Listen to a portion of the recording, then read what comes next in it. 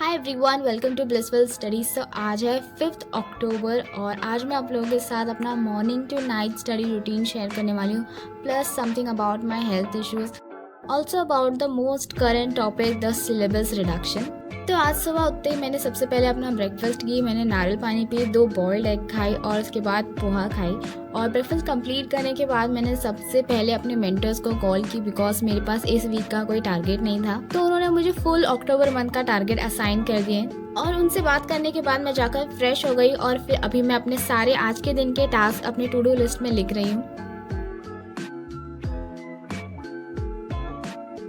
तो अभी मैं सबसे पहले देख रही हूँ फिजिक्स का ग्रेविटेशन चैप्टर का लेक्चर नंबर 1 और इसके भी नोट्स ना मैंने लास्ट ईयर ही बना दी थी। तो अभी मैं सिर्फ इस लेक्चर के सारे कॉन्सेप्ट्स को समझने पे फोकस कर रही हूँ और सर जो भी क्वेश्चंस करा रहे हैं उसे लेक्चर पॉज करके खुद से ट्राई कर रही हूँ सॉल्व करना।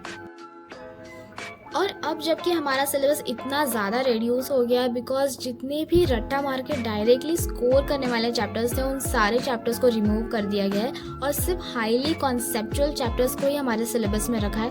इससे ये पता चलता है कि अब एनटीए हमारी कॉन्सेप्चुअल अंडरस्टैंडिंग को चेक करने वाले हैं और जो नोट्स और एनसीईआरटी को मगअप करने वाला टाइम था वो अब चला गया है। और अभी मेरा ग्रेविटेशन का लेक्चर नंबर 1 कंप्लीट हो गया है, तो मैं भी स्टार्ट कर रही हूँ केमिस्ट्री का कोऑर्डिनेशन कंपाउंड का लेक्चर नंबर 1। और मैं इस चैप्टर के न्यू नोट्स बना रही हूँ बिकॉज ये लास्ट ईयर सिर्फ एग्जाम के कुछ टाइम पहले ही पढ़ाया गया था, तो तब मेरे पास बिल्कुल भी टाइम नहीं था नोट्स बनाने का।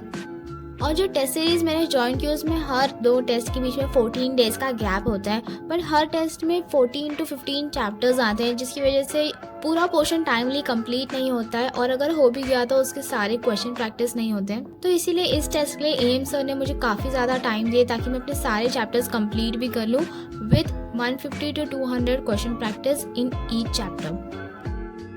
तो दोनों लेक्चर्स को कंप्लीट करने के लिए काफ़ी ज़्यादा टाइम लग गया और इस वजह से मेरा लंच भी बहुत डिले हो गया है, बिकॉज मुझे लंच करने से पहले फिजियोथेरेपी करनी पड़ती है, मतलब एक्सरसाइजेस। प्रोलॉन्ग सिटिंग और नो मूवमेंट की वजह से मेरे पेक्टोरल गर्डल में थोड़ा सा पेन होना स्टार्ट हो गया है। तो अभी मैं सॉल्व करने वाली हूँ DPP 1 ऑफ ग्रेविटेशन चैप्टर।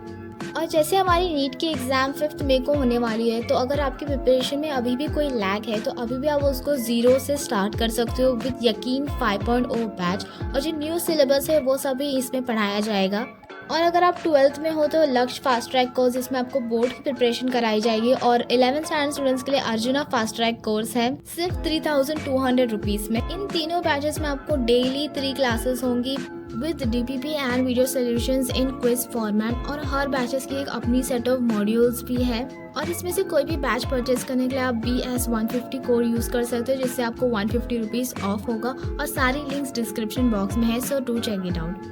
तो अभी ग्रेविटेशन की DPP सॉल्व हो चुकी है, जिसमें 14 क्वेश्चंस थे, 10 करेक्ट हो गए, 2 इनकरेक्ट और 2 स्किप हो गए। तो कल मैं यहाँ गई थी और मुझे फिजियोथेरेपिस्ट ने एग्जामिन किए और फिर बताया कि मुझे सैक्रल जॉइंट में कुछ डिसफंक्शनिंग हो गई है। उन्होंने मुझे 3 to 4 एक्सरसाइजेस बताए जिसको मुझे दिन में 3 बार करना होता है। और चेकअप कराने के बाद हम इस हॉस्पिटल के कैंटीन में गए थे, जहाँ पे सारे मेडिकल स्टूडेंट्स और डॉक्टर्स थे। एक्चुअली इस हॉस्पिटल से एक अटैच इनका प्राइवेट मेडिकल कॉलेज भी है और ये यहाँ पे पढ़ने वाले मेडिकल स्टूडेंट्स का हॉस्टल है। वैसे ये हॉस्टल कम होटल ज़्यादा दिखता है।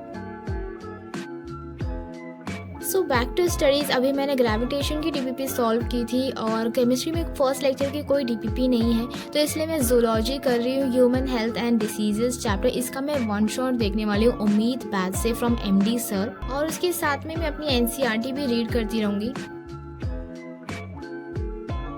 तो अभी मैंने टोटल 3 आवर्स का 1 शॉट कंप्लीट कर ली हूँ और आगे 2 आवर्स का बाकी है, तो वो मैं कल करूँगी। तो इसके बाद अभी मैं इसकी DPP सॉल्व करने वाली हूँ, DPP 1 और DPP 2, और दोनों DPP में 25 क्वेश्चंस, मतलब टोटल 50 क्वेश्चंस हैं। सो ये है DPP 1 और DPP 2, और दोनों में ही 3 क्वेश्चंस इनकरेक्ट हो गए थे, तो टोटल 51 क्वेश्चंस में से 6 क्वेश्चंस इनकरेक्ट है और बाकी सब करेक्ट है। और वैसे आज का जितना भी टारगेट था उसमें से ऑलमोस्ट मैंने सब कुछ ही कंप्लीट कर दी हूँ। आई होप आपको आज का ब्लॉग अच्छा लगा होगा। सो मैं मिलती हूँ आपको नेक्स्ट ब्लॉग में। Till then stay connected to blissful study. Bye.